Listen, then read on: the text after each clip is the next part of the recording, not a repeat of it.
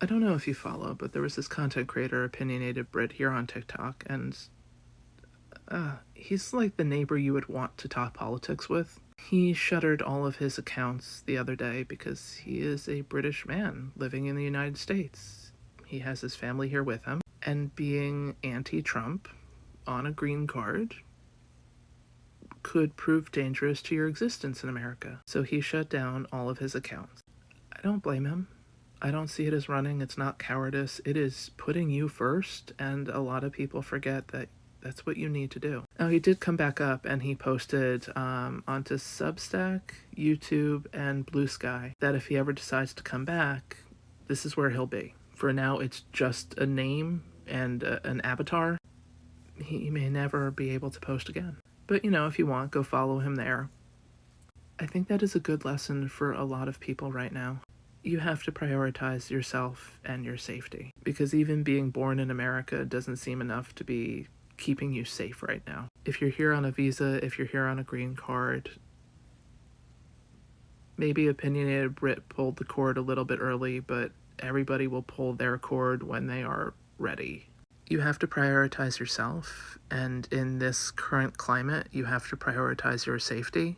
There will be people online that call you a coward and talk shit about you, but literally, fuck them. They don't live your life, and they don't have to experience the consequences. A lot of the mouthpieces are white dudes, white American dudes.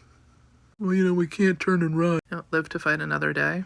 It's not that Opinionated Brit can't move back to Britain and, run his mouth from there. But, with 4 other lives in the balance, he has to measure, is me ranting on social media worth them getting hassled? If we're being honest, pretty much all content creators are aware that the algorithm is changing again.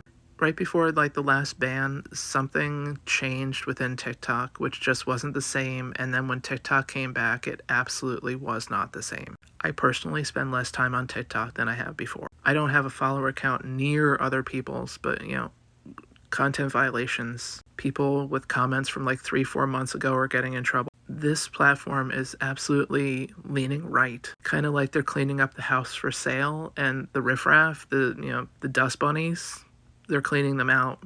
We're the riffraff. We're the dust bunnies. They want to make it presentable for a right-wing buyer to please a president who is right-wing leaning. Even if this platform stays, I don't know how much longer a lot of content creators will stay here. I understand for many it's a source of income, but with so many content creators saying their views and follower counts are down, people are being mass unfollowed, your money ain't stable here. On the other hand, I have heard that people have gone to YouTube and they're getting paid more on YouTube and with more clarity than they were getting paid on TikTok, so good. Other content creators I know have set up a Patreon or a Substack, with membership stuff. They put us I post paid and free content, but it's stable money. They know what they're getting paid. They're not getting jacked around the same way on TikTok, so it's actually beneficial for them. I know YouTube doesn't feel like TikTok, but the suppression on Google at the moment is nowhere near TikTok level. Blue Sky, look, at the moment, if you post to Skylight in beta testing, it's not live in the App Store yet, it's in beta, but if you post on Skylight, it ends up in your Blue Sky feed. Skylight will be the new TikTok, and honestly, it gets better every day. There's an update every other week. They're moving at a pace that is pretty incredible. And honestly, I like it. But I also like Blue Sky because the drama isn't there. There's the information you need. It's a little bit slower than here on TikTok, but the information is there. Patreon and Substack, I get the same thing from people on both sides. They're we love the content, we hate the reading. That's fine, if long-form reading is not for you. But I've also seen more and more people posting podcasts and videos to Substack and Patreon, so it is a backup. I myself will acknowledge it's not the same as TikTok, but this platform seems to no longer want us here the same way it did in 2019. It also seems much more interested in suppressing, which would make me much more interested in how they've flagged and tagged us. I will say it again, never Meta. Fuck Meta. Fuck the content creators that are driving people to Instagram, are currently whining, I lost followers, go follow me on Instagram. Your whining lets me know that you providing me news and information is not what you're really here for. You want popularity, you want money. The fact that you will whine on TikTok about being suppressed while pushing people to go to Meta, the home of suppression, are you fucking kidding me? And to everybody else skipping around, we have the most popular podcast. Even legacy media manages to remain chill about that shit. Maybe you guys should take a note from that. How about you focus on providing news, relevant information? In this case, and a lot of times, life-saving information, helping people prepare for what is ahead, instead of acting like a child, like somebody loves me. People have died. People are dying. More people will die. You playing popularity games is frankly fucking offensive.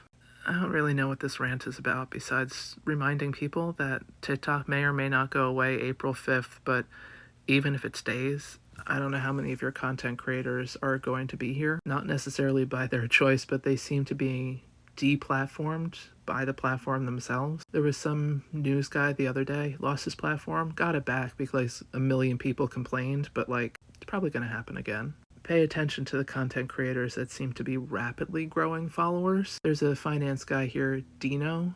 His wife kind of films him giving his thoughts on things financial. He was saying he talked to his TikTok rep, and the TikTok rep was like, everything's going to be fine, like, we'll be here.